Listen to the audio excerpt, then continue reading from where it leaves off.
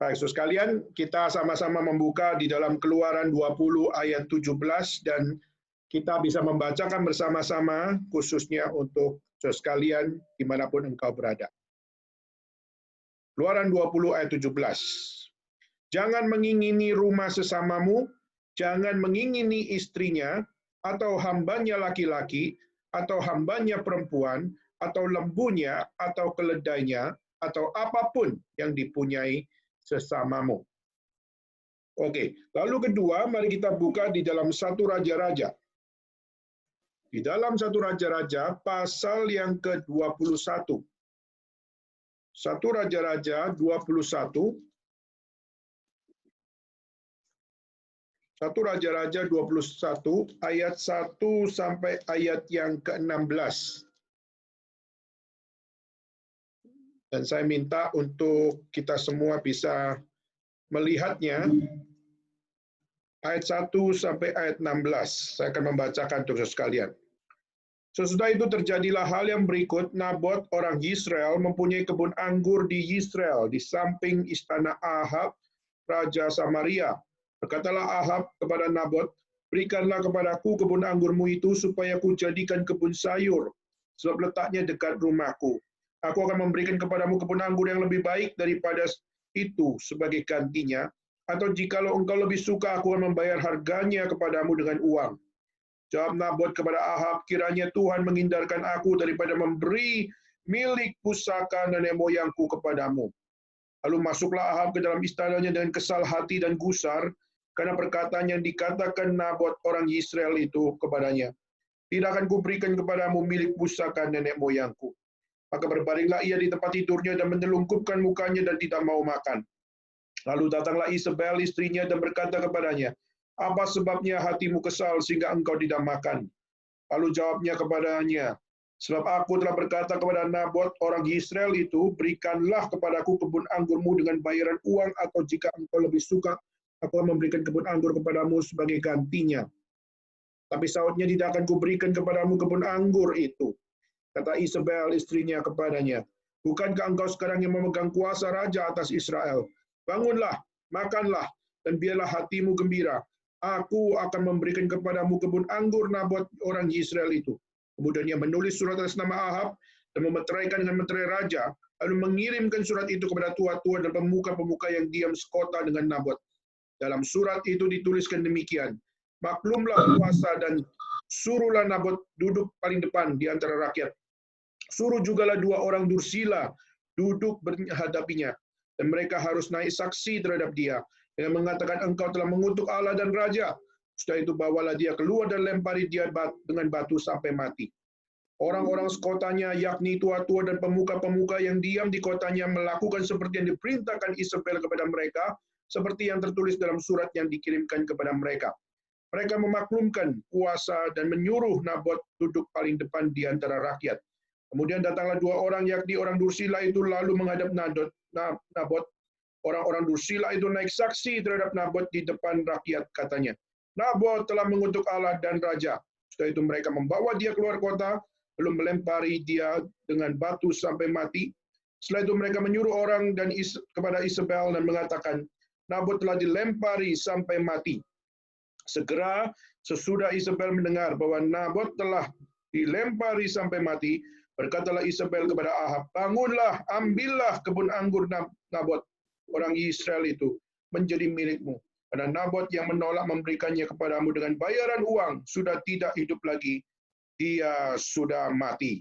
Segera sesudah Ahab mendengar bahwa Nabot sudah mati, dia bangun dan pergi ke kebun anggur Nabot orang Israel itu untuk mengambil kebun itu menjadi miliknya. Oke. Lalu saudara, ketiga kita membuka dalam Matius pasal 19. Matius 19 ayat 16 sampai ayat yang ke-25. Matius 19 ayat 16 sampai ayat 25. Saya akan bacakan juga untuk saudara sekalian. Matius 19 ayat 16 sampai 25. Ada seorang datang kepada Yesus dan berkata, Guru, perbuatan baik apa yang harus kuperbuat untuk memperoleh hidup yang kekal? Jawab Yesus, apakah sebabnya engkau bertanya demikian kepadaku tentang apa yang baik? Hanya satu yang baik. Tetapi jikalau engkau ingin masuk ke dalam hidup, turutilah segala perintah Allah. Kata orang itu kepadanya, perintah yang mana? Kata Yesus, jangan membunuh, jangan berzina, jangan mencuri, jangan mengucapkan saksi dusta. Hormatilah ayah dan ibumu, dan kasihilah sesama manusia seperti dirimu sendiri. Kata anak orang muda itu kepadanya, semuanya itu telah kuturuti, apalagi yang masih kurang. Kata Yesus kepadanya, jikalau engkau hendak sempurna, pergilah, jualah segala milikmu dan berikanlah kepada orang miskin, maka engkau akan beroleh harta di surga, kemudian datanglah kemari dan ikutlah aku. Ketika orang muda itu mendengar perkataan itu, pergilah dia dengan sedih sebab banyak hartanya. Yesus berkata kepada murid-muridnya, aku berkata kepadamu, sesungguhnya sukar sekali bagi seorang kaya untuk masuk dalam kerajaan surga. Sekali lagi aku berkata kepadamu, lebih mudah seekor unta masuk dalam lubang jarum daripada seorang kaya masuk ke dalam kerajaan Allah. Ketika murid-murid mendengar, sangat gemparlah mereka dan berkata, jika demikian, siapakah yang dapat diselamatkan? Baik, pembacaan terakhir, yaitu saudara di dalam 2 Samuel, pasal yang ke-12. 2 Samuel, pasal yang ke-12, ayat 1 sampai ayat yang ke-7. Saya akan juga membacakan dosa sekalian. Tuhan mengutus Nathan kepada Daud. Dia datang kepada Daud dan berkata kepadanya, ada 2 orang dalam suatu kota, yang seorang kaya, yang lain miskin. Si kaya mempunyai banyak kambing domba dan lembu sapi. Si miskin tak punya apa-apa, selain daripada seekor anak domba betina yang kecil yang dibeli dan dipeliharanya. Anak domba itu menjadi besar padanya bersama-sama dengan anak-anaknya, makan dari suapnya dan minum dari pialanya dan tidur di pangkuannya, seperti seorang anak perempuan baginya. Pada suatu waktu orang kaya itu mendapat tamu dan dia merasa sayang mengambil seekor dari kambing dombanya atau lembunya untuk memasaknya bagi pengembara yang datang kepadanya itu.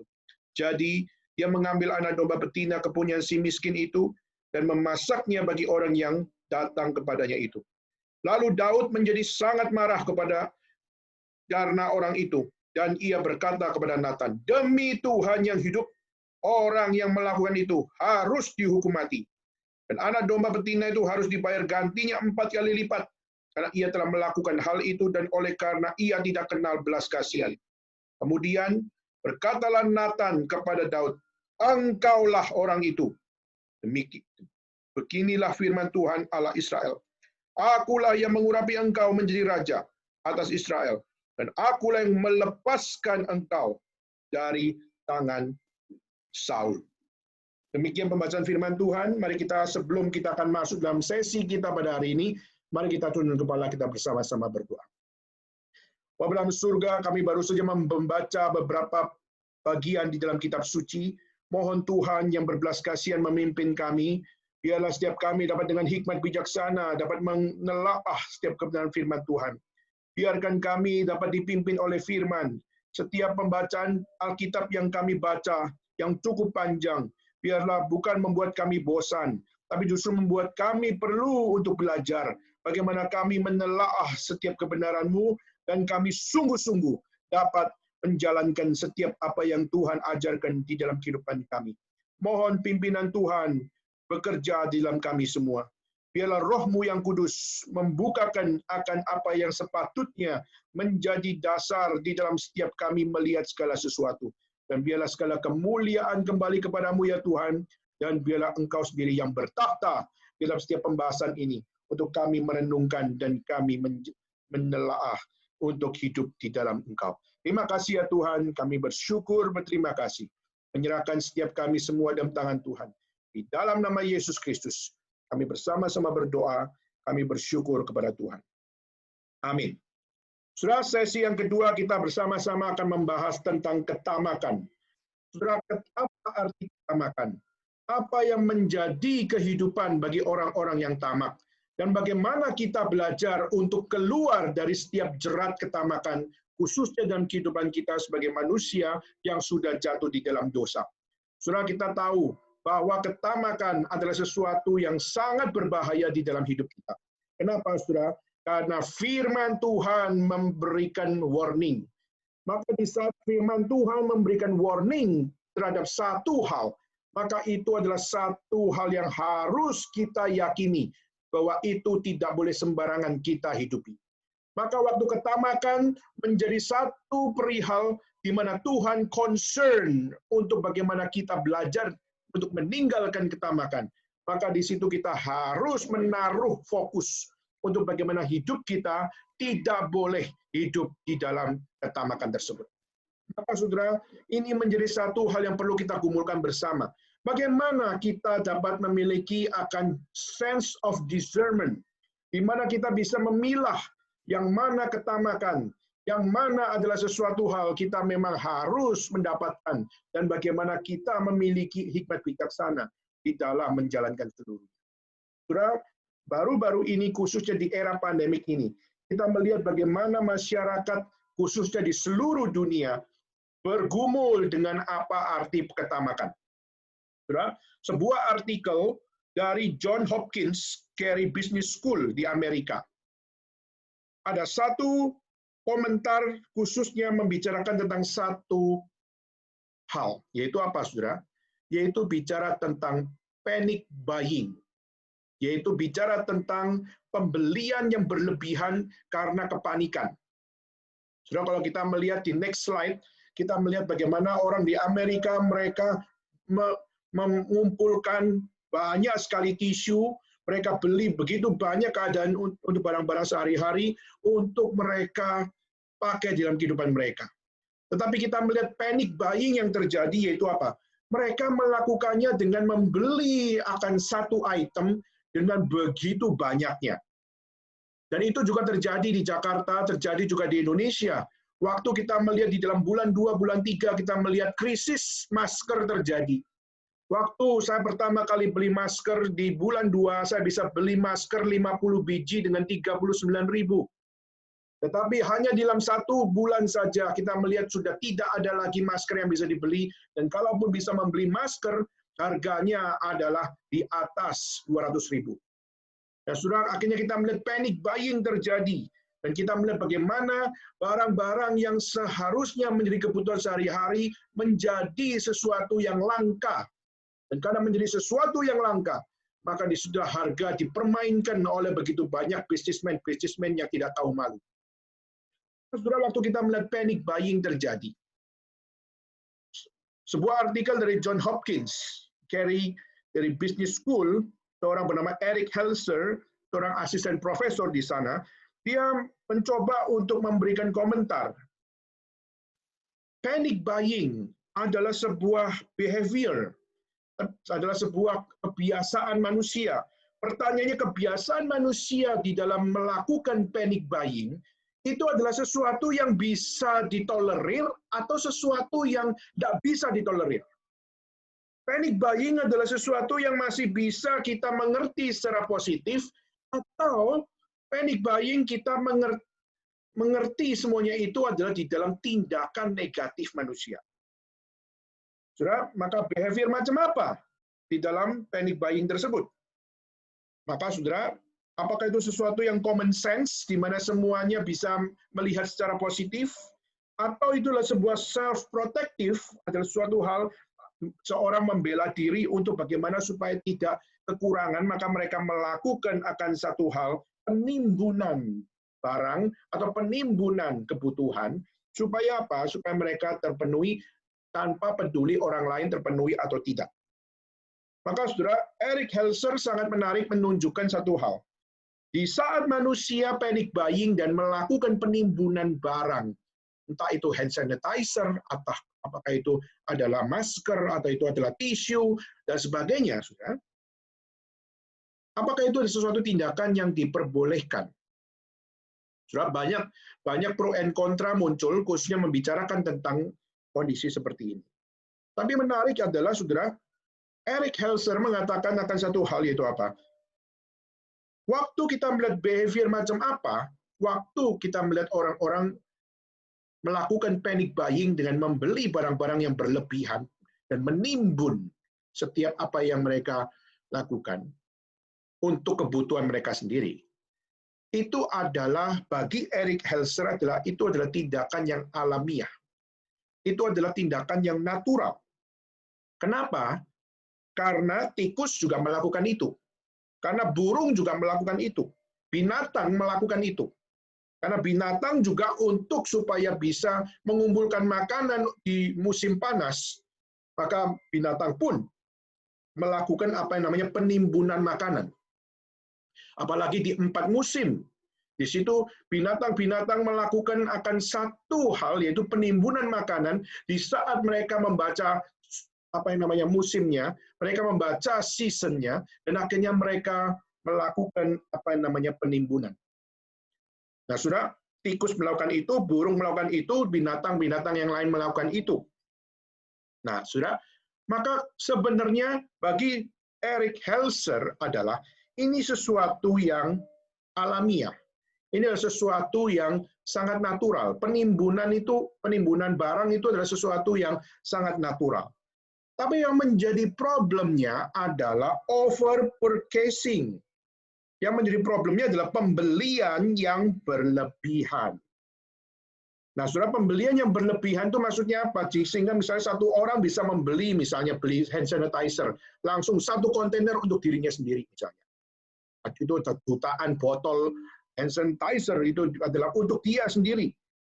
Sehingga itu menjadi over purchasing atau menjadi pembelian yang berlebihan yang seharusnya bisa berbagi dengan masyarakat yang lain, tapi justru yang diambil adalah mengambil sebuah pembelian yang berlebihan untuk dirinya untuk kepentingan dirinya. Nah, di sini kita melihat Erik Helser mengatakan bahwa what is the problem of it? Apa yang menjadi problem dari pembelian berlebihan tersebut? Maka Erik Helser mengatakan bahwa problemnya adalah karena manusia punya apa yang namanya ketakutan, fear. Dia punya ketakutan dan dia juga punya anxiety. Anxiety yaitu tidak merasa aman, merasa khawatir, merasa selalu berada di dalam satu hal kehidupan yang tidak nyaman. Setelah itu jawaban dari Erik Helser, yaitu adalah semua adalah karena the problem of fear and the problem of anxiety. Tapi saudara, apakah kita sebagai orang Kristen hanya memandang problem dari sebuah tindakan namanya panic buying itu adalah sekedar problem of fear and the problem of anxiety saja? Saya yakin dan percaya Alkitab menunjukkan sesuatu yang lebih melampaui dari apa yang dipikir oleh Erik Helser. Kalau Erik Helser hanya mengatakan bahwa seseorang melakukan panic buying dan melakukan sebuah over purchasing itu adalah karena dia punya problem of fear and problem of anxiety, tapi justru kita melihat Alkitab mengatakan no, itu tidak cukup. Panic buying yang dilakukan itu adalah problem of greed. Dia mengatakan, justru kitab suci mengajarkan bahwa apa yang dilakukan oleh orang-orang dengan tidak memikirkan orang lain, itu adalah the sin of greed. Itu adalah dosa. Dan dosa di situ adalah dosa ketamakan. Kenapa? Karena dosa ketamakan memikirkan hanya untuk diri sendiri dan hanya memenuhi kepentingan diri sendiri dan tidak pernah berpikir tentang kepentingan orang lain dan tidak pernah untuk memikirkan apa yang dibutuhkan oleh orang lain. Saudara, maka kalau kita melihat orang-orang yang tamak itu adalah orang-orang yang egois. Dan orang-orang yang tamak adalah orang-orang yang tidak peduli dengan orang lain dan hanya peduli kepada diri sendiri. Maka kita percaya bahwa orang tamak itu orang yang self-centered. Dan orang tamak adalah orang yang hanya peduli dengan kenikmatan sendiri. Sehingga tidak memiliki akan apa yang namanya kepedulian terhadap orang lain. Saudara, itulah kenapa waktu kita melihat era pandemik, kita melihat banyak sekali, khususnya di Amerika, mereka sangat stres, khususnya para ibu-ibu yang punya anak kecil, saudara. Kenapa? Karena mereka harus beli Pampers untuk anaknya. Mereka mesti beli tisu untuk anaknya. Mereka perlu untuk membeli akan kebutuhan-kebutuhan untuk anaknya. Tapi di Amerika waktu bulan 2, bulan 3, tisu pun tidak ada. Akhirnya kita melihat masker pun tidak ada. lalu juga sampai kepada Pampers pun tidak ada. Sampai waktu itu kita melihat di TV, di CNN, di Fox, kita melihat bagaimana banyak sekali ibu-ibu yang waktu di interview mereka nangis. Mereka nangis karena mereka pergi ke supermarket, mereka butuh Pampers untuk anaknya, dan anaknya tidak bisa beli Pampers. Kenapa? Karena tidak ada stok. Lalu mau beli tisu, tidak ada. Mau membeli daging juga susah sekali. Dan akhirnya kita melihat banyak sekali korban-korban panic buying terjadi di Amerika. Waktu bulan 2, waktu saya ke Jakarta, saya juga sampai akan prepare, saudara. Prepare untuk apa? Untuk beli masker. Setelah habis untuk cari, susah sekali. Dan waktu kalaupun dapat masker, saya harus untuk lihat satu masker, harganya adalah ratusan ribu rupiah. Padahal waktu pertama kali saya beli satu kotak 50 biji hanya 30 ribuan lebih. Nah, saudara, ini adalah sesuatu yang sangat-sangat drastis terjadi. Dan akhirnya banyak waktu itu di bulan 2, bulan 3, saya yakin dan percaya saudara mengalami semuanya, bahwa susah sekali memperoleh masker. Sampai di China, untuk memperoleh masker satu hari cuma boleh beli 2 biji. Dan harus antri. Dan itu di China terjadi seperti itu. Nah, saudara, kenapa kita bisa melihat problem ini terjadi? Kenapa kita melihat panic buying menjadi sebuah hal yang sangat-sangat berbahaya, khususnya di dalam kehidupan masyarakat, dan khususnya juga di dalam kehidupan orang Kristen, orang percaya. Saudara, panic buying adalah satu tindakan yang kita bisa katakan ini bukan alamiah. Ini adalah sebuah tindakan bagaimana setiap manusia justru sudah hidup di dalam hal apa? Membiarkan dosa merajalela, yaitu tentang ketamakan. Tadi kita sudah membuka di dalam satu Raja-Raja kita sudah membuka di dalam Keluaran pasal 20 ayat 17, di mana kita melihat Allah memberikan firman Tuhan, Allah memberikan 10 hukum Taurat kepada bangsa Israel, dan kita melihat bagaimana satu kata yang dipakai adalah jangan mengingini. Jangan mengingini akan rumah sesamamu, istrinya, hambanya laki-laki, lembu, keledai, dan apapun yang dipunyai oleh sesamamu. Saudara, kalau kita melihat ini juga menjadi satu hal yang kita relevankan, khususnya kita melihat orang-orang hari ini, mereka kalau lihat ada orang bisa borong, maka kita semua ikut-ikutan borong. Kalau kita melihat ada orang yang beli akan hand sanitizer, akhirnya kita ikut-ikutan borong. Saudara, satu sisi kalau kita memborong untuk membagi pada orang lain itu nggak apa-apa, saudara. Tapi memborong satu item hanya untuk kepentingan sendiri, itu adalah sebuah dosa. Itu adalah sebuah kejahatan. Kenapa? Karena kita bukan hidup sendirian. Karena kita hidup bersama dengan orang-orang lain. Maka mengingini sesuatu untuk diri sendiri terlalu berlebihan, maka itu adalah potensi saudara berada di dalam sebuah dosa yang namanya dosa ketamakan. Maka saudara, itulah kenapa di dalam 10 hukum Taurat, dosa ketamakan adalah satu hal yang sangat Tuhan concern untuk bagaimana setiap orang percaya tidak boleh untuk membiarkan dosa ketamakan menjadi satu dosa yang menjadi tahta di dalam hidup kita. Maka, saudara, kalau kita melihat ini adalah satu hal yang sangat-sangat penting dalam hidup manusia. Kenapa? Karena jika tidak, maka kita akan memperoleh apa yang namanya side effect dari apa yang kita lakukan. Dengan kita tamak, maka kita akan menjadikan hidup kita senjata makan tuan. Apa maksudnya senjata makan tuan? Apa yang kita lakukan dengan ketamakan akan menjadi sesuatu yang menghantam diri kita sendiri. Contohnya, saudara bisa lihat di next slide, adalah satu kisah di dalam mitologi dari Greka. Ya, di dalam satu mitologi Greka ada satu cerita, yaitu tentang Raja Midas. Raja Midas.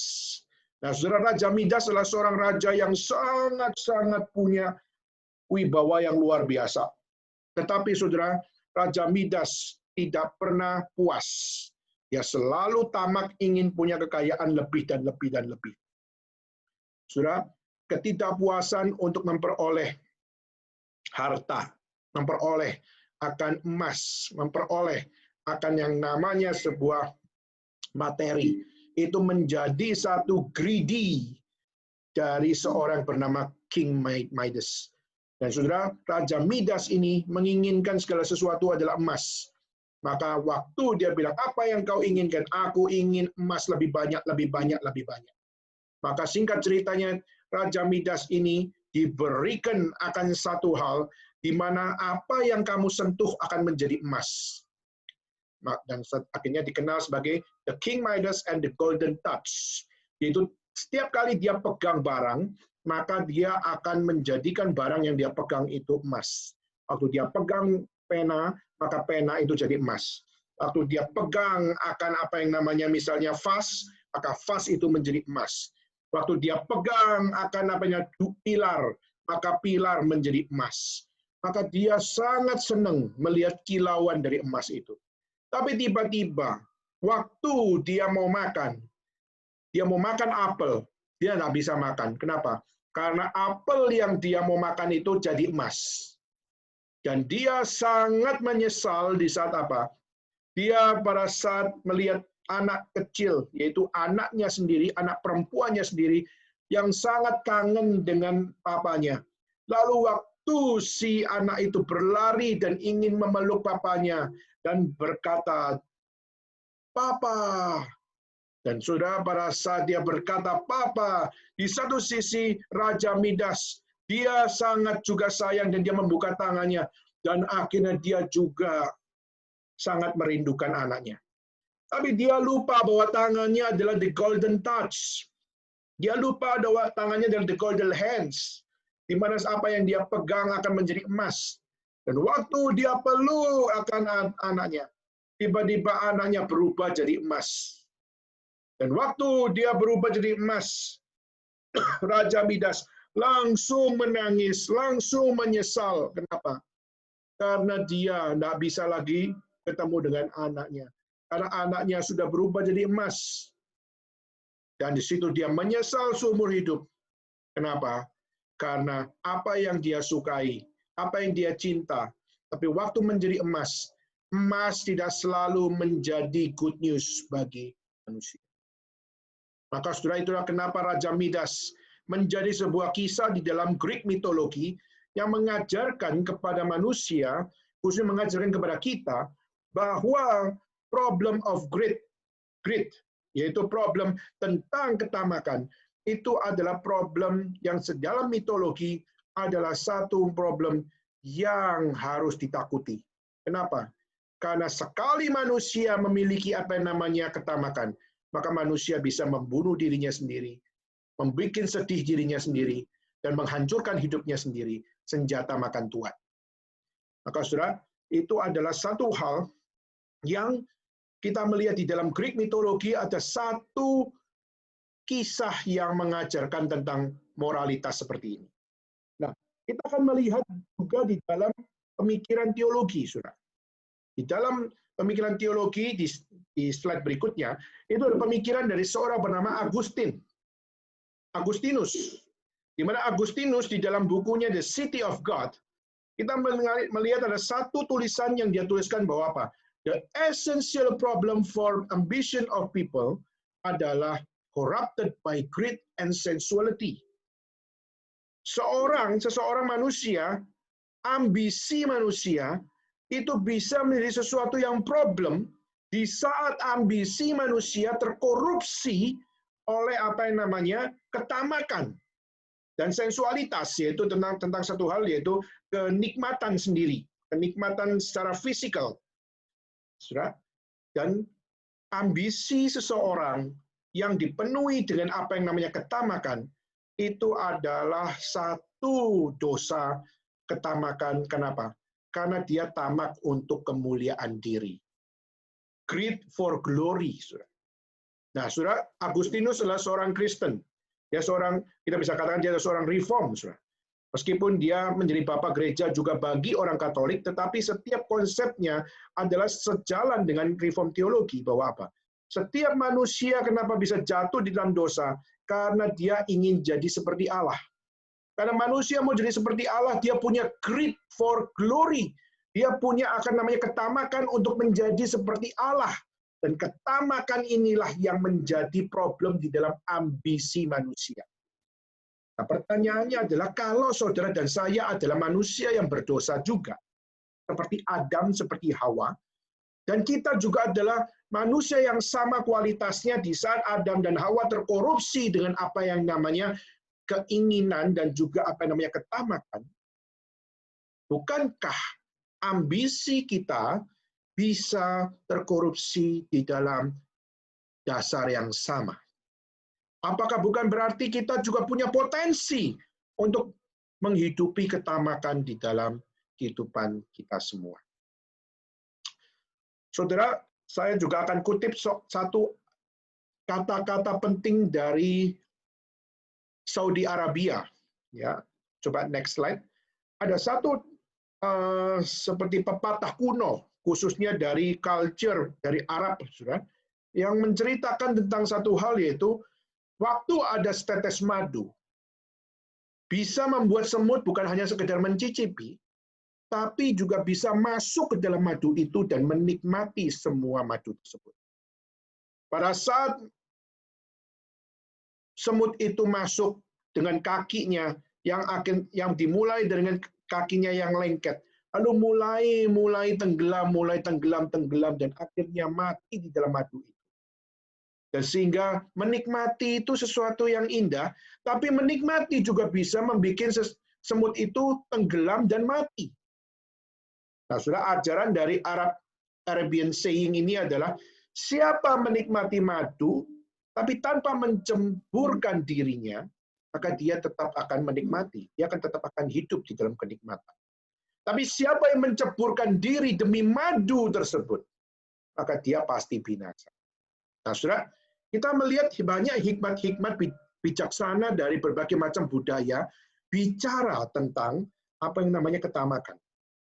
Nah, pertanyaannya adalah apakah kita akhirnya hanya sekedar mengiyakan akan apa yang namanya sebuah wisdom dari Arab, lalu juga kita melihat wisdom juga dari Greek, lalu kita juga melihat wisdom dari bapak-bapak gereja, misalnya dari Agustinus.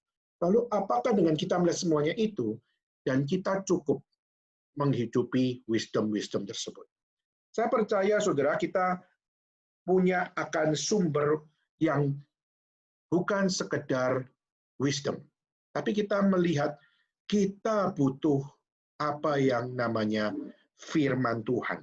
Kita perlu akan apa yang menjadi deklarasi dari Tuhan sendiri. Kita perlu apa yang namanya sebuah proklamasi dari Allah sendiri, bagaimana bicara tentang ketamakan dan bagaimana kita menggumulkan hidup keluar dari jerat ketamakan. Oke, saudara, kita akan masuk dalam next slide-nya, yaitu kita akan coba melihat dari Matius pasal 19 ayat 16 sampai 25, dan ini saya akan mengajak saudara untuk melihat satu hal yang sangat baik dari seorang bernama Timothy Keller, dan kita melihat apa yang dia bahas adalah sesuatu yang sangat memberikan hal yang baik untuk kita, dan saya sangat rindu kita juga bisa belajar. Oke, tadi kita sudah membaca saudara Matius 19 ayat 16 sampai 25. Dan kita melihat bagaimana ada seorang anak muda yang punya kekayaan, yang punya pengertian Torah, ya, yang mengatakan bahwa aku sudah melakukan semuanya. Jadi seluruh Taurat itu semua sudah kulakukan. Sudah seringkali kita juga menjadi orang Kristen yang seperti itu. Kita seringkali mirip sekali dengan the young ruler ini, kita seringkali menempatkan diri sama, yaitu apa? Saya punya kekayaan, saya punya material, saya kerja dari nol, dan akhirnya saya sudah berhasil, saya sudah punya pendapatan, saya sudah punya tabungan, saya sudah punya harta, dan bukan sekedar itu, tapi saya juga punya understanding, bahkan true understanding on Torah. Saya punya pengetahuan firman, saya punya pengetahuan tentang kitab suci, saya punya pengetahuan doktrin. Saudara, mungkin kita adalah orang yang sama seperti pemuda ini. Tapi Yesus mengatakan bahwa apa? Oke, kalau kamu memang sudah memiliki understanding, kamu sudah memiliki material things yang kamu punya hari ini, sekarang kamu mau ikut aku, bukan? Kalau kamu mau ikut aku, Kamu harus sell all of it. Kamu harus jual semua hartamu, berikanlah kepada orang miskin, dan setelah kamu lakukan semuanya itu, datanglah kepadaku dan ikutlah aku. Nah, saudara, waktu pemuda itu mendengar jawaban Yesus, yaitu apa? Jual semuanya dan bagi kepada orang miskin. Saudara, waktu kita melihat hal seperti itu, bagaimana kita sebagai seorang yang mengikut Tuhan, yang memiliki material things, yang memiliki kekayaan, lalu sudah juga punya understanding tentang kebenaran firman. Dan waktu Tuhan Yesus berkata, jual dan berikanlah kepada orang miskin. Pertanyaan adalah, apakah saudara melakukan firman Tuhan? Apakah saudara sungguh-sungguh mau mengikut Tuhan? Apakah saudara sungguh-sungguh mau menjadi anak Tuhan? Di saat Tuhan berkata, sell it all and come to me. Saudara, akhirnya kita melihat pemuda itu, kalau saudara membaca dengan jeli di dalam Matius pasal 19, dikatakan, akhirnya dia meninggalkan Yesus. Kenapa? Karena hartanya yang banyak itu. Akhirnya dengan satu kata, jualah semua hartamu dan berikanlah kepada orang miskin, datanglah kepadaku dan ikutlah aku. Tapi justru yang dilakukan adalah dia meninggalkan Yesus. Dan dia meninggalkan Yesus karena hartanya yang begitu banyak. Saudara, ini menunjukkan satu realita, yaitu apa? Manusia boleh punya harta. Manusia boleh punya akan setiap material things.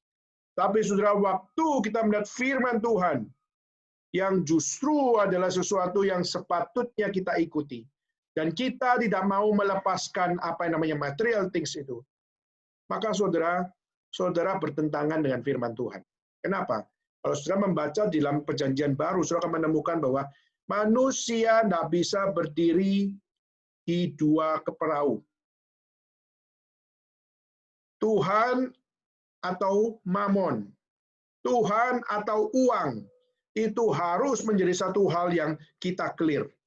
Kalau mau ikut Tuhan, tidak punya uang pun tidak masalah. Tapi kalau saudara bilang, aku ikut Tuhan, tapi aku juga mau punya uang, Tuhan berkata, enyalah engkau. Kenapa, saudara? Karena aku tidak mengenal engkau. Karena engkau justru berada di dua perahu. Tuhan menuntut untuk mengikut aku, yaitu apa? Dengan engkau menggunakan material itu untuk orang lain. Nah, saudara, itulah kenapa Yesus waktu mengatakan, jualah hartamu, dan bagikanlah bagi orang miskin, itu adalah untuk bagi orang lain. Saudara, itu menjadi satu pelajaran yang kita perlu belajar bahwa apa yang kita punya itu bukan untuk diri kita.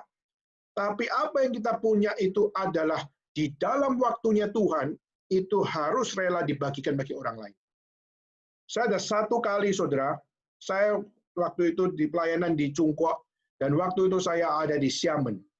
Dan waktu itu saya baru beli satu handphone, saudara. Saya baru beli satu handphone Nokia Communicator.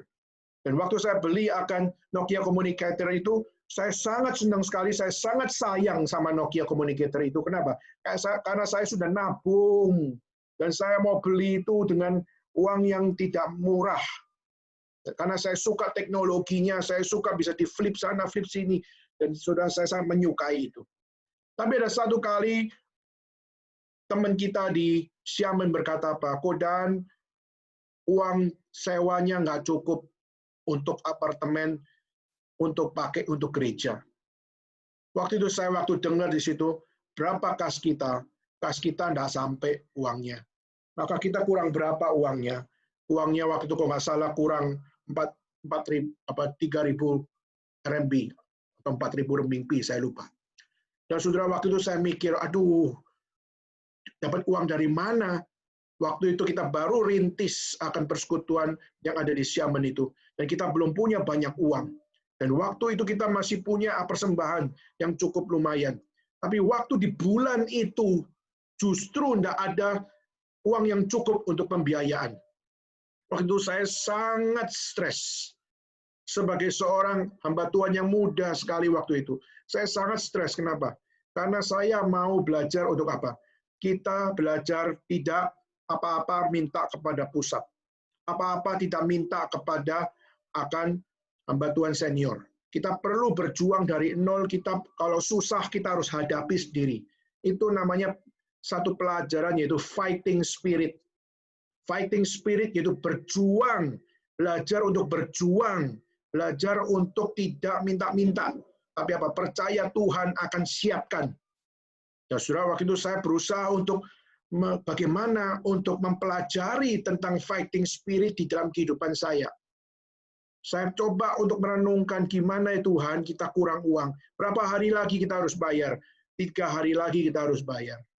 Setelah waktu itu stres luar biasa. Uang dari mana? Uang dari mana? Kenapa? Tabungan saya waktu itu juga belum ada. Karena semua tabungan saya rata-rata rupiah. Waktu itu saya bingung luar biasa gimana membiayainya. Minta orang kaya, justru kita melihat itu adalah satu pelajaran yang Tuhan ajarkan. Justru Tuhan ajarkan, mintalah kepadaku. Waktu kamu mengalami kesusahan, kesulitan, mintalah kepadaku. Saudara, waktu itu saya stres luar biasa. Akhirnya yang terjadi itu apa, saudara? Saya melakukan satu tindakan, yaitu apa? Saya menjual handphone saya yang baru saya beli 1 bulan yang lalu di Xiamen. Bulan lalu saya beli handphone itu di Xiamen. Dan saya suka cita dalam 1 bulan itu. Tapi akhirnya setelah 1 bulan itu, waktu dengar gereja nggak ada uang, akhirnya saya balik lagi ke toko itu. Dan saya jual handphone itu. Dan waktu saya jual handphone itu, sedih sekali hati saya. Karena itu yang sudah saya cintai dalam 1 bulan. Akhirnya saya jual dengan harga rugi. Dan akhirnya uang itu akhirnya bisa bayar. Sudah, kisah ini adalah satu kisah yang sangat menyedihkan waktu itu. Tapi hari ini kalau saya waktu menceritakan, mengkisahkan kepada saudara sekalian, ini adalah satu hal yang sangat baik untuk kita belajar. Yaitu apa, saudara? Apa yang kita miliki, apa yang kita sukai, kadang-kadang harus rela kita berikan bagi orang lain. Harta material yang kita suka, kadang-kadang pun adalah satu hal yang perlu untuk kita korbankan demi kepentingan orang lain. Saya belajar ini dari siapa? Saya belajar ini dari Pendeta Stephen Tong. Pendeta Stephen Tong waktu dia berada di Malang, dan dia waktu akan diundang untuk keliling, di dalam 1 bulan penuh dia melayani di Taiwan.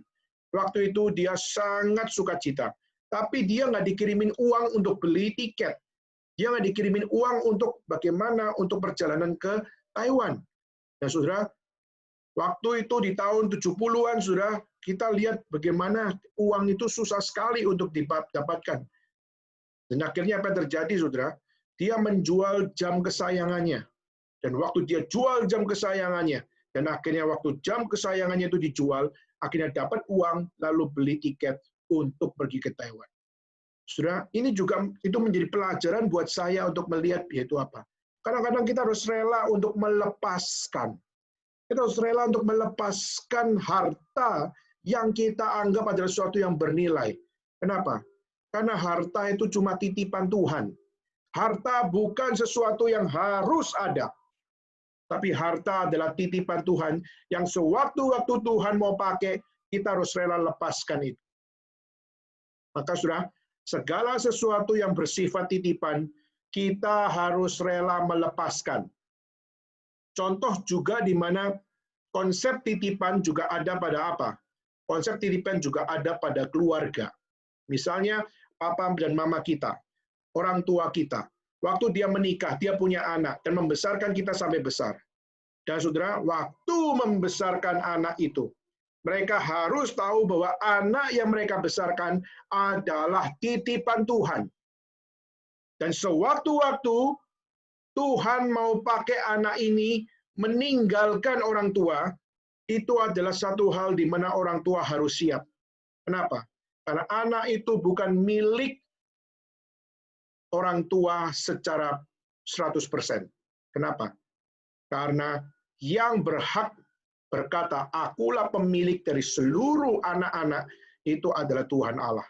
Karena Tuhan Allah menitipkan anak itu kepada orang tua.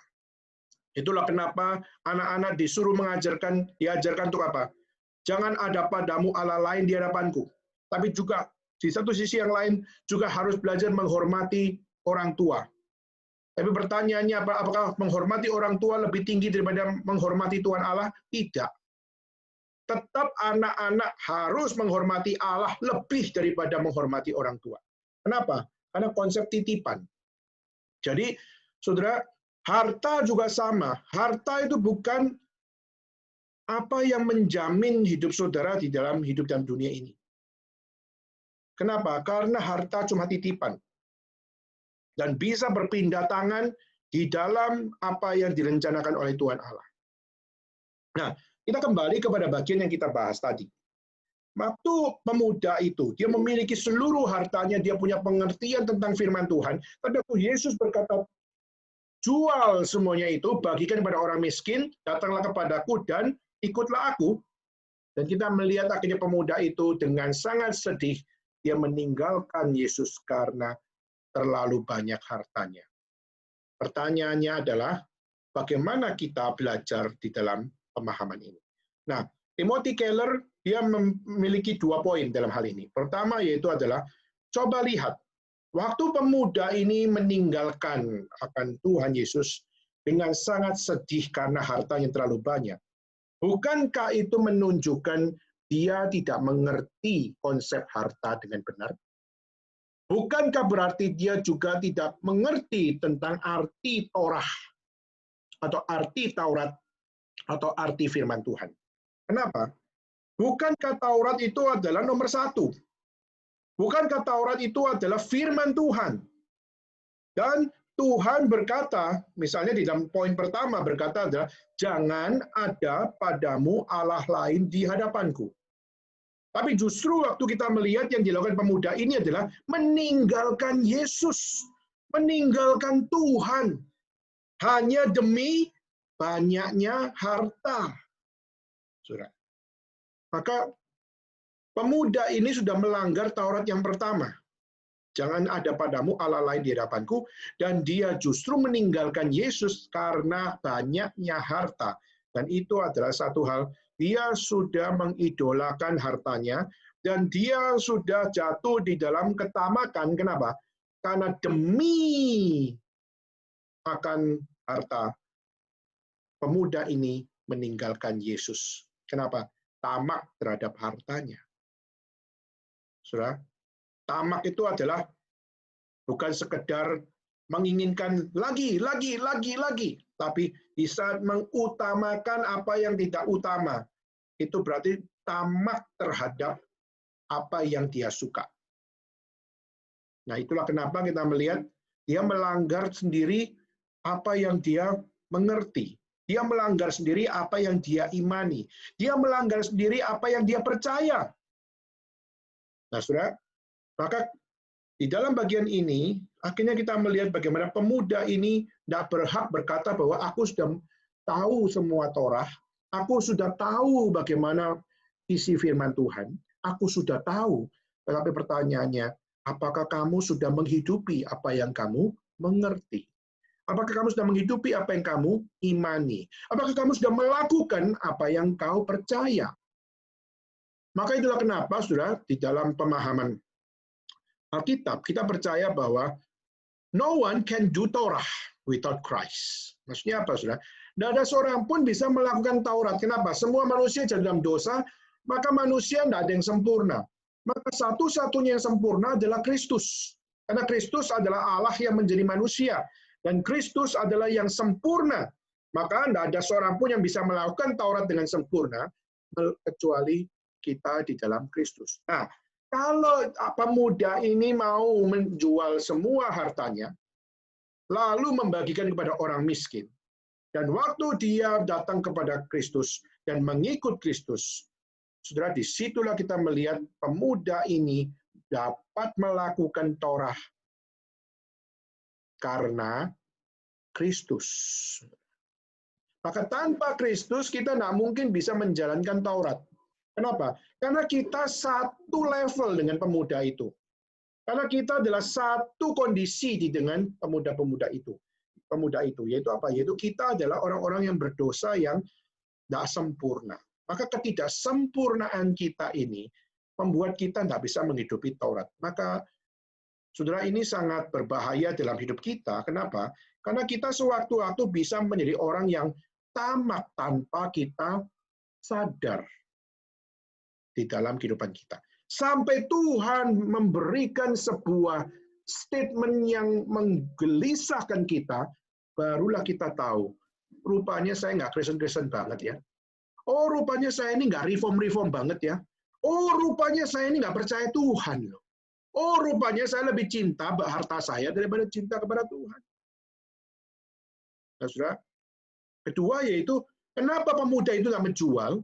Karena dia mungkin bukan mencintai harta saja. Dia sebenarnya cinta Tuhan kok. Dia sebenarnya cinta Tuhan, tapi dia juga nggak mau kehilangan harta. Nah, itu yang namanya greed, yaitu apa? Kamu mencintai apa yang nggak patut kamu cinta. Yesus mengajarkan bahwa kamu nggak bisa menyembah kepada dua Allah. Kamu nggak bisa menyembah kepada Tuhan, juga menyembah kepada Mammon. Maka itulah kenapa Tuhan berkata, itu apa? Jualah semua, bagikanlah semua pada orang miskin, dan datanglah kepadaku dan ikutlah aku. Dan kita melihat sebenarnya, pemuda ini bisa mengikuti Tuhan, dan juga bisa meninggalkan hartanya. Tapi saudara, yang dilakukan oleh pemuda ini luar biasa, yaitu apa? Luar biasa gila. Yaitu dia dengan sangat sedih meninggalkan Yesus dan tidak mau mengikut Yesus. Saudara, ini namanya murtad. Ini namanya adalah kafir. Kenapa?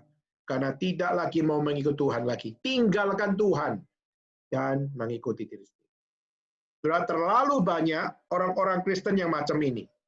Salah satu yang saya tahu adalah seorang Kristen yang luar biasa dipakai Tuhan di waktu awalnya, yaitu adalah seorang namanya Charles Templeton. Dan akhirnya singkat ceritanya Charles Templeton membuang imannya dan akhirnya menjadi seorang bisnismen. Dan akhirnya singkat cerita sampai tua, dia akhirnya baru sadar itu apa? Aku sangat kangen sama satu orang. Siapa orang yang kamu kangeni? Saya kangen sama Yesus Kristus. Sebelum mati dia mengatakan, saya kangen sama satu orang, yaitu Yesus Kristus.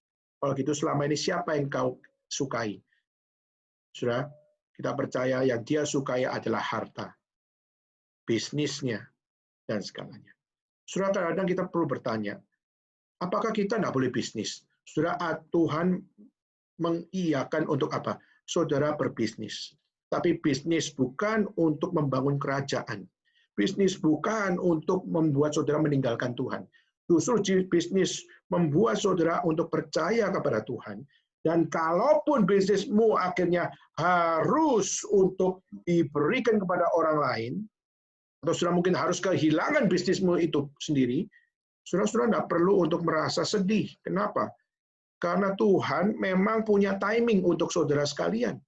Tuhan memang punya timing untuk apa? Saudara bisa melihat harta, sudah melihat sesuatu yang kau lakukan, dan waktu kita mengejar semuanya itu, kadang-kadang Tuhan izinkan untuk semuanya menjadi sesuatu yang mengganggu kita. Tetapi saudara, semua itu adalah baik untuk apa? Baik untuk mengajarkan kepada kita bahwa harta itu liquid, harta itu bukan sesuatu yang selalu ada bersama-sama dengan kita. Harta bisa berpindah, tetapi iman kepada Tuhan itu harus tetap ada di dalam hati kita. Tuhan mengajarkan bahwa apa? Mammon akan selalu membuat saudara dan saya untuk apa? Untuk mengalami sebuah kehidupan berdosa. Tapi Yesus mengajarkan bahwa apa?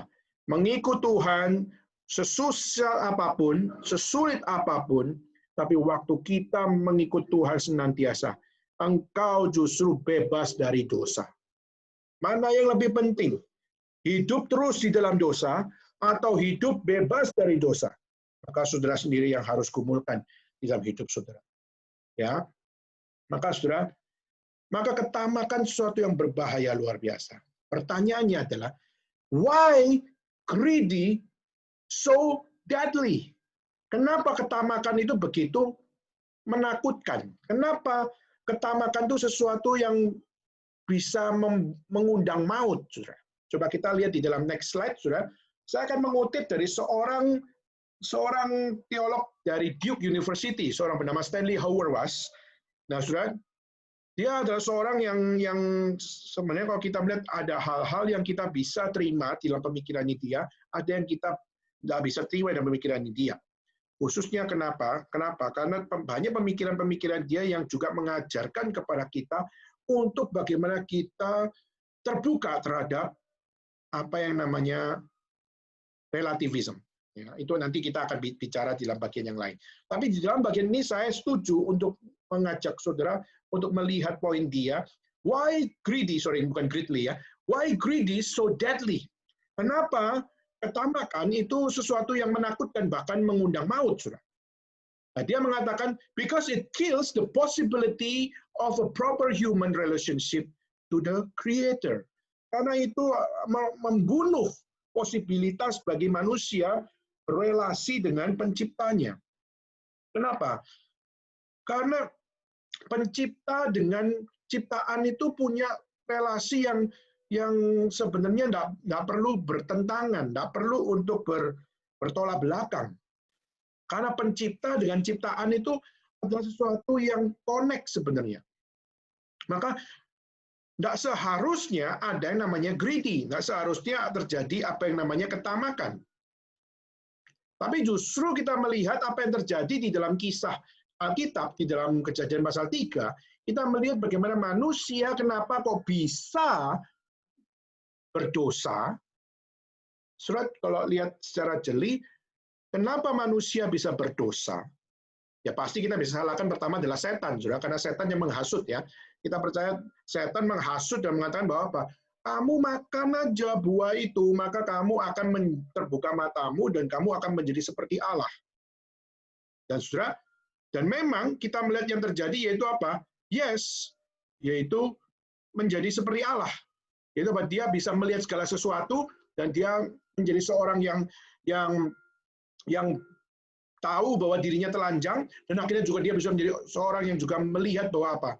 Bahwa segala sesuatu lebih membuat dia confidence. Tapi satu sisi yang lain, di balik confidence dirinya, akhirnya dia juga sadar di hadapan pencipta, dia tidak punya confidence. Jadi confidence secara ciptaan, tapi tidak punya confidence menghadap sang pencipta. Dan saudara, kenapa bisa ada satu fakta manusia dalam dosa? Karena waktu iblis menghasut bahwa apa? Kamu makan buah ini, kamu nggak akan mati. Dan kamu akan menjadi seperti Allah. Saudara, satu kata, yaitu apa? Menjadi ciptaan rupanya never enough. When there is never enough, itu adalah satu hal di mana kita jatuh di dalam greed. Kenapa, saudara? Karena kita nggak percaya Tuhan sudah memberikan yang terbaik bagi kita. Kita maunya lebih lagi, lebih lagi, lebih lagi. Seperti mungkin kita tahu ada satu lagu dari siapa? Lagu dari kartun yang tiba-tiba saya lupa judulnya. Never enough, never enough, ya. Dan kita melihat lagu itu mengajarkan bahwa kita tidak akan puas. Dan ketidakpuasan itu bisa membuat kita untuk apa? Bukan sekedar membuat kita untuk maju, tapi membuat kita untuk lebih lagi melawan Tuhan. Saudara, saya ingat sekali waktu saya SMA, saudara, saya suka di rumah itu nonton satu film RCTI, saudara, yaitu apa? Doraemon. Dan lagunya selalu dinyanyikan di dalam bahasa Indonesia, yaitu aku ingin begini, aku ingin begitu, ingin banyak sekali. Semua dapat diperoleh dari kantong ajaibnya Doraemon. Keinginan. Dan kalau dapat itu never enough to get all yang saya mau, saudara, maka kita menjadi orang yang puas. Dan saudara, itu adalah spirit greedy. Itu adalah suatu semangat ketamakan, saudara. Maka semua yang ku mau pasti bisa kudapatkan. Itu harus aku dapatkan. Satu sisi kita bisa melihat ambisi itu sesuatu yang baik. Tapi satu sisi yang lain, ambisi yang self-centered, itu akan membuat kita menjadi ambisi yang tidak mempercayai Tuhan yang sudah memberikan apa yang kita butuhkan. Saudara, saudara harus hati-hati, saudara. Kenapa? Satu sisi menjadi seorang yang punya ambisi itu sesuatu yang baik. Tapi satu sisi yang lain, ambisi can kill you. Ambition can kill you. Kenapa? Karena ambisi yang tidak dikuduskan oleh Tuhan. Maka ambisi itu bisa membunuh kita, tidak dekat dengan Tuhan, meninggalkan Tuhan, seperti pemuda yang tadi kita bicarakan. Waktu dia punya ambisi, dan ingin jadi Kristen, tapi juga ingin kaya, tapi waktu Tuhan berkata, sekarang pertaruhkan kekayaanmu demi iman kekristenanmu, dan akhirnya dia dengan berat hati meninggalkan Yesus, karena harta yang terlalu banyak. Pada dia memilih hartanya, dan meninggalkan Kristus. Saudara, itulah yang namanya kejatuhan dari never enough spirit. Tuhan sudah memberikan yang terbaik bagi kita. Bahkan, saudara, di dalam the body of Christ, di dalam tubuh Kristus, Tuhan sudah memberikan segalanya bagi kita, khususnya apa yang kita perlu, yaitu apa? Keselamatan. Dan keselamatan diberikan oleh Kristus melalui apa? Melalui pengajarannya. Dan itulah kenapa waktu Yesus berkata, jualah hartamu dan berikanlah kepada orang miskin. Di situ Yesus mengajarkan tentang apa? Yesus mengajarkan tentang generosity. Mengajarkan bagaimana kita belajar peduli dengan orang lain, rela mengorbankan hartamu bagi orang lain. Dan saudara, generosity can shape our economic relationship. Dengan kita punya kepedulian, generous kepada orang lain, maka kita akan membantu kehidupan orang lain. Kita membantu akan apa yang namanya problem orang lain. Misalnya, saudara, waktu kita tahu ada teman kita yang sedang bergumul, kenapa? Misalnya, karena dia, papa mamanya meninggal. Dan waktu papa mamanya meninggal, kita tahu bahwa apa? Dia seorang anak yang harus hidup sendiri, yang harus untuk take over segala bisnis dan apa yang menjadi problem keluarga. Maka saudara, kita juga perlu punya spirit of generosity untuk apa? Untuk mendukung dia, mensupport dia. Mungkin kita berikan uang kita tidak banyak, tapi kita tahu ini adalah satu bagian yang bisa dipakai untuk bagaimana engkau keluar dari jerat problem kamu. Saudara, kadang-kadang generosity perlu, saudara. Kita perlu bukan hanya sekedar memberikan kepada orang miskin. Kita juga belajar perlu untuk memberikan kepada orang yang membutuhkan. Memberikan kepada orang yang membutuhkan. Dan saudara, itu sesuatu yang kita perlu belajar. Dan juga bukan hanya sekedar by the body of Christ, bukan sekedar kita belajar good news tentang bagaimana kita generous kepada orang lain, tapi kita juga belajar tentang sesuatu yang penting, yaitu apa? By Christ alone, we can be forgiven. Di dalam Kristus, saudara dan saya yang sudah jatuh di dalam dosa ketamakan ini, saudara bisa di-solve problemnya. Dosa ketamakan bisa diampuni. Dosa ketamakan bisa dirubah. Dan dosa ketamakan bisa dihancurkan di dalam Kristus dan diarahkan untuk saudara belajar mengikut Tuhan dengan benar. Maka itu perlu sebuah hikmat bijaksana bagi kita untuk apa? Untuk kita belajar, saudara, untuk memahami hal ini. Kenapa, saudara, ini penting, saudara? Karena kalau kita sudah tidak bisa memahami tentang apa yang namanya problematika dari apa yang namanya ketamakan, maka kita akan hanya peduli dengan apa yang namanya pribadi yang nggak akan pernah keluar dari circle dosa kita. Kalau kita singgung kembali tentang apa yang namanya misalnya tadi panic buying, saudara. Waktu kita melihat panic buying, saudara, kenapa panic buying bisa terjadi? Salah satunya adalah pertama adalah karena manusia insecure. Karena kita tidak merasa secure dengan diri, maka akhirnya kita borong apa yang namanya hand sanitizer, kita borong apa yang namanya masker, lalu kita borong apa yang namanya kebutuhan pribadi kita, tanpa kita mikir orang lain. Lalu kita merasa insecure. Kedua adalah sebenarnya kita adalah orang yang self-center. Kenapa? Karena kita nggak peduli dengan orang lain, kita pasti peduli pada diri. Sehingga waktu orang lain mati, orang lain sakit, orang lain mengalami kesusahan, what the heck, is not me. Dan akhirnya kita menjadi orang yang hanya peduli pada diri sendiri. Ketiga, kita bisa lihat melalui akan apa yang namanya panic buying itu, kita juga bisa melihat bagaimana banyaknya manusia atau warga negara yang nggak percaya tentang negaranya sendiri. Kita nggak percaya bahwa negara bisa untuk memberikan akan satu hal di dalam kehidupan sehari-hari kita, ada yang namanya kebutuhan yang disiapkan. Kalau kita tidak panic buying, maka setiap orang bisa menerima apa yang namanya kebutuhannya pribadi bisa terpenuhi, maka kita bisa melihat bagaimana apa? Tanpa panic buying, kita bisa membantu masyarakat yang lain, negara tetap bisa peduli untuk mengatur segala sesuatunya.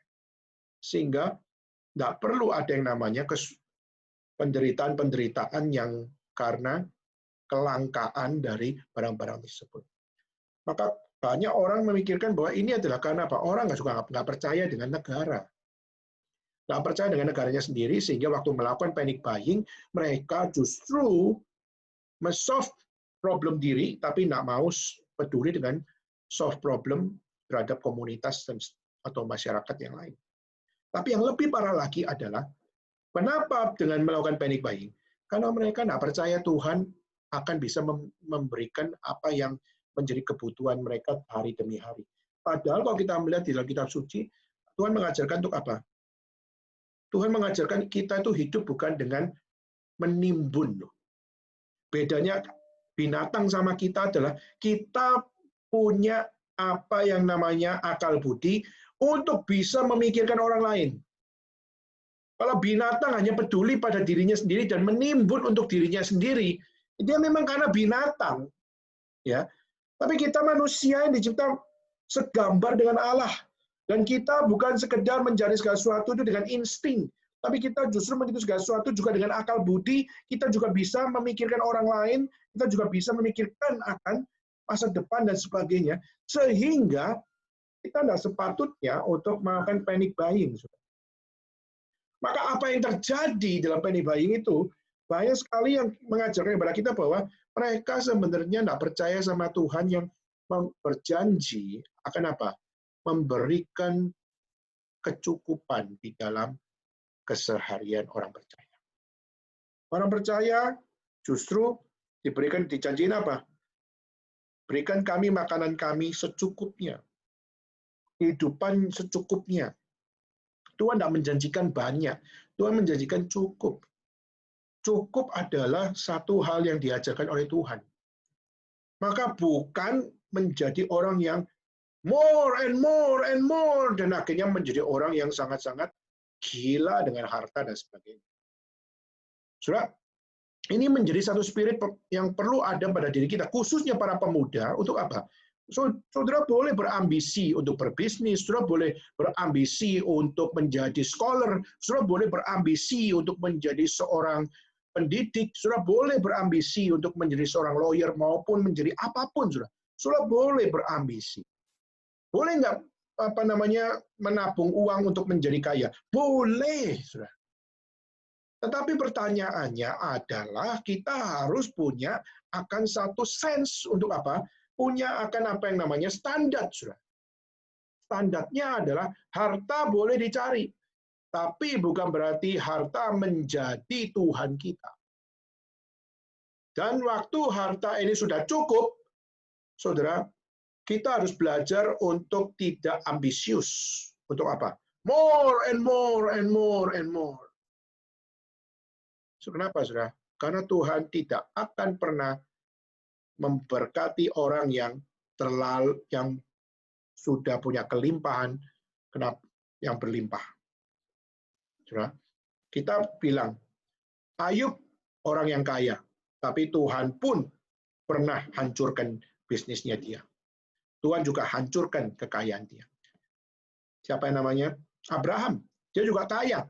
Tapi Tuhan juga pernah bikin akan dia harus berhadapan dengan bangsa Filistin, dengan Asyur dan sebagainya. Sehingga akhirnya kita melihat dia juga mengalami drop di dalam kekayaannya. Yes.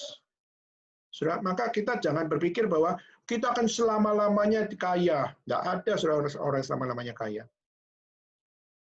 Maka saudara perlu akan satu hal, yaitu apa?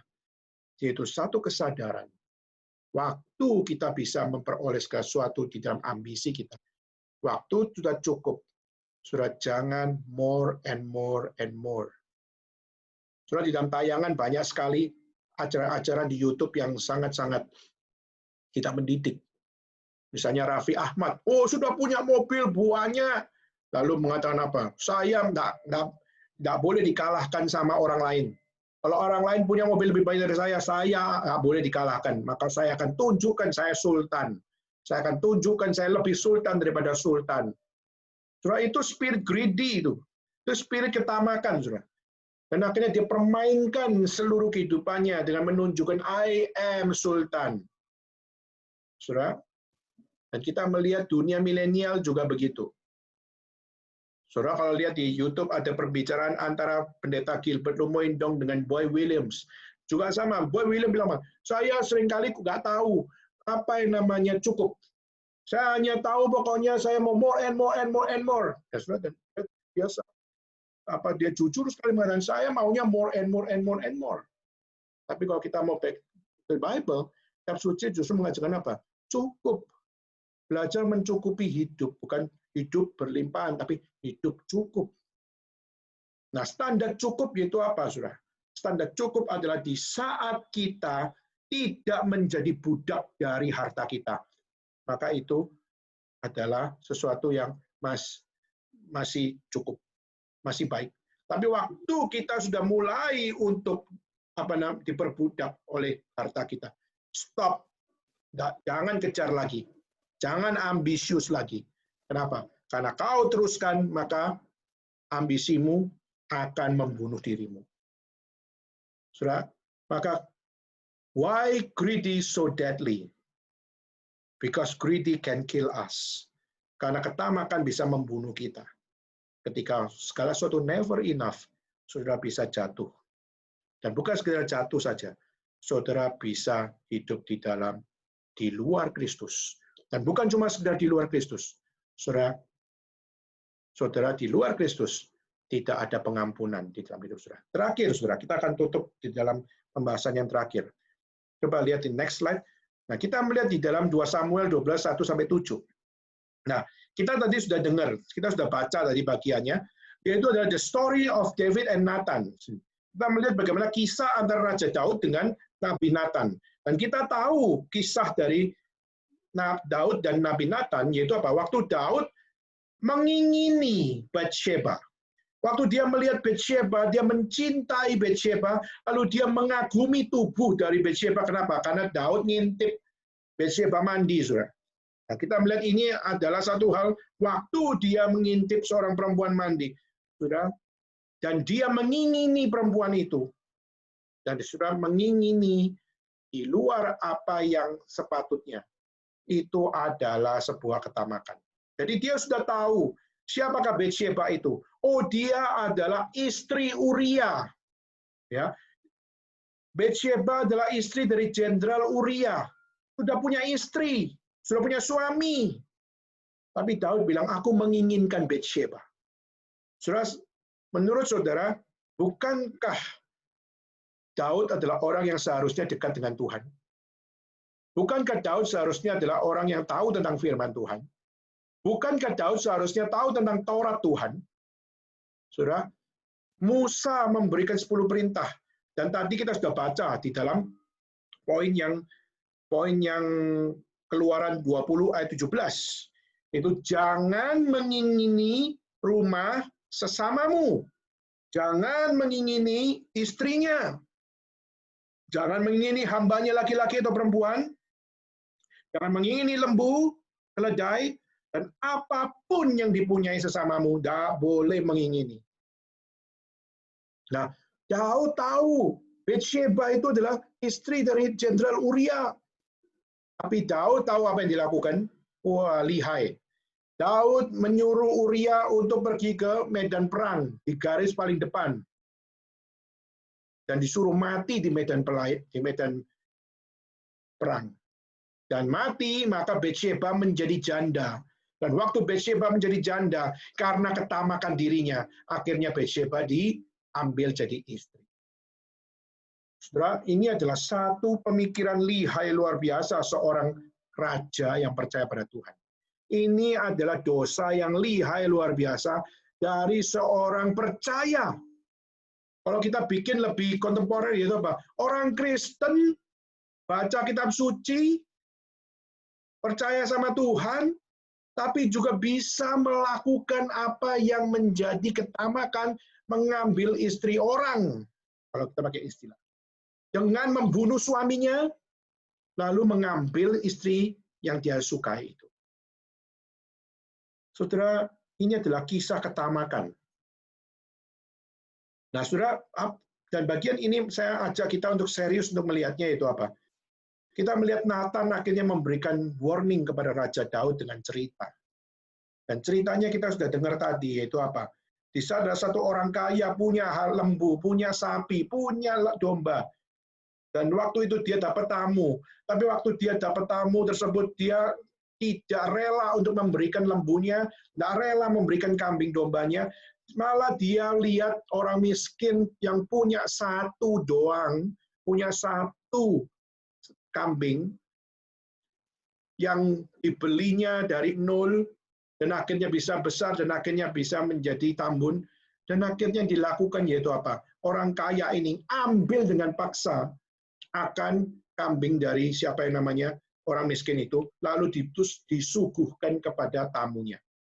Dan waktu kita melihat Daud mendengar cerita itu, langsung Daud bilang, itu tidak boleh dibiarkan, dia harus dihukum mati orang itu. Dan orang kaya itu harus memberikan 4 kali lipat dari apa yang sudah dilakukan kepada orang miskin itu. Dan waktu Daud mengatakan bahwa apa? Mengatakan bahwa ini tidak bisa dibiarkan.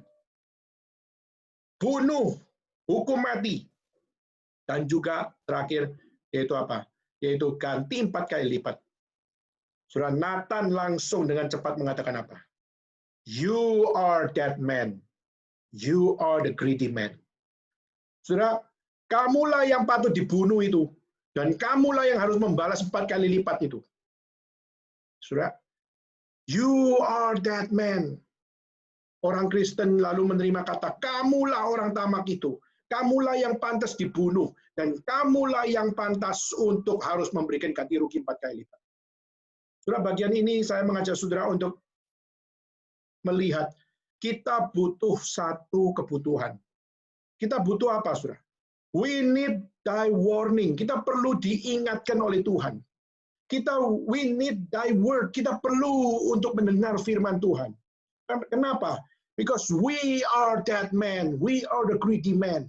Karena kitalah orang-orang yang selama ini banyak sekali hidup dalam ketamakan dan kita tidak pernah sadar kalau kita tamak. Kita hari ini banyak kumpulkan uang, tapi uang hanya untuk diri, kita tidak pernah peduli dengan orang miskin, kita tidak pernah peduli dengan kebutuhan orang-orang yang dilayani khususnya oleh gereja Tuhan, kita tidak peduli dengan apapun yang ada di luar sana. Kita hanya peduli pada diri sendiri, diri sendiri, diri sendiri. We are that man. We are the greedy man. Saudara, waktu Daud dengar statement itu, dia kaget luar biasa. Kenapa? Aku tidak nyangka kalau sungguh-sungguh yang justru melakukan perbuatan keji itu adalah aku. Aku tidak nyangka justru yang harus balas 4 kali lipat itu adalah aku.